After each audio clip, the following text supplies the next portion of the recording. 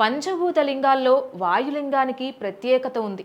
వాయులింగాన్నే శ్రీకాళహస్తీశ్వర శివలింగం అని కూడా పిలుస్తారు. కాళహస్తీశ్వర క్షేత్రం వాయువుకు ప్రతీక. ఆలయం గర్భగుడిలో ఈ జ్యోతి ఎల్లప్పుడూ కదులుతూ ఉంటుంది. మరో జ్యోతి కదలకుండా నిశ్చలంగా ఉంటుంది. మహాశివుడు ఎదురుగా ఉన్న జ్యోతి మాత్రమే కదులుతూ ఉండడం విశేషం. ఇక్కడ స్వామివారు శ్వాసిస్తున్నారని చెప్పడానికి ఇది ప్రతీక.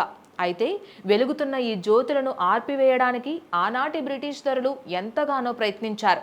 తమ అధికార బలంతో ఆలయం తలుపులు మూయించారు. తలుపులు మూసివేస్తే ఆక్సిజన్ లేక జ్యోతి ఆరిపోతుందని భావించారు. వాటిని పరీక్షించిన బ్రిటిష్ అధికారులు శరీర భాగాలు క్రమంగా ఒక్కొక్కటిగా పనిచేయడం ఆగిపోవడం ప్రారంభించాయి.